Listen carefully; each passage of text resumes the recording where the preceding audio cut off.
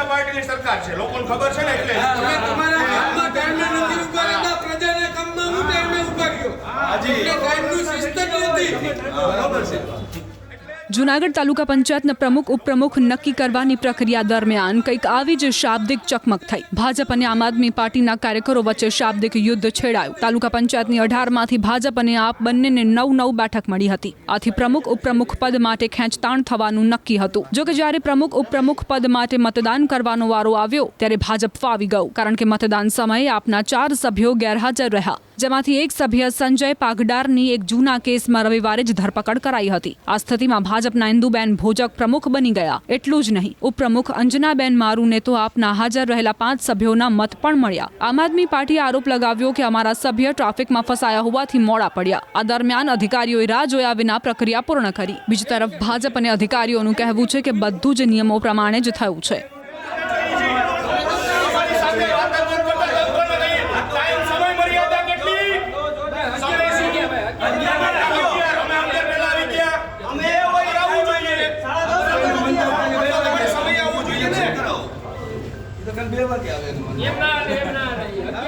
ભાજપના નેતાઓએ આપ પર એવો પણ કટાક્ષ કર્યો કે આજે તમારું કામ છે તો પણ તમે સમયસર નથી પહોંચ્યા, તો પ્રજાના કામ માટે સમયસર કઈ રીતે પહોંચશો?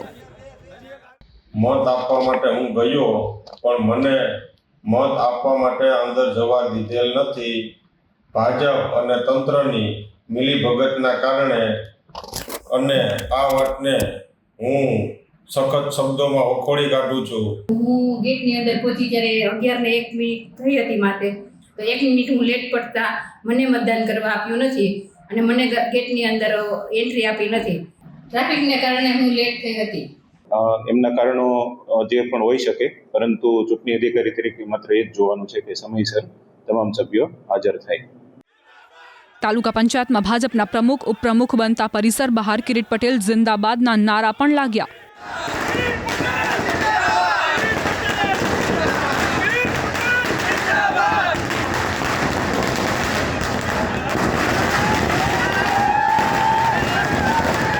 જો કે ફટાકડા ફૂટી ગયા બાદ કહાનીમાં ટ્વિસ્ટ આવ્યો. ગુજરાત હાઈકોર્ટે આપના સંજય પાગડાર દ્વારા કરાયેલી અરજી મુદ્દે નિર્દેશ આપ્યો અને કહ્યું કે પોલીસ જાપ્તા સાથે તેઓને મતદાન કરવાની વ્યવસ્થા થાય. જ્યાં સુધી તેઓ મત ન આપે ત્યાં સુધી ચૂંટણી પ્રક્રિયા ચાલુ રહે. આમ આદમી પાર્ટીએ દાવો કર્યો છે કે હવે ફરીથી ચૂંટણી યોજાશે.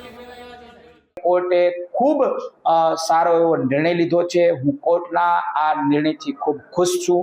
અમને જાણકારી મળી છે કે આ ચૂંટણી પાછી થશે અને ચોક્કસ અમારા તમામ સભ્યો એ સમયે હાજર રહેશે. જેની ઉપર કેસ થયો છે એ વ્યક્તિ પણ ત્યારે હશે અને ચૂંટણી થશે અને ચોક્કસ થશે. અને આ જે સંપૂર્ણ જે ઘટના બની છે એમાં ભાજપે લોકશાહીનું ગળું દબાવવાનું, લોકશાહીની હત્યા કરવાની અને વધી રહેલા આમ આદમી પાર્ટીના જે એક વિસ્તાર છે, એક વધી રહેલો આમ આદમી પાર્ટીનો જે વ્યાપ્ત છે અને લોકચાહના છે, લોકો જ્યારે આમ આદમી પાર્ટીના વ્યક્તિઓને સ્થાનિક સ્વરાજ્યની અંદર તાલુકા પંચાયત, જિલ્લા પંચાયત, નગરપાલિકામાં આવકાર આપ્યો છે, ત્યારે ભારતીય જનતા પાર્ટી આ વાતને ન જોઈ શકતા આજે પોલીસનો ઉપયોગ કરી અને આ જે ઘટના બની છે ખરેખર નિંદનીય છે.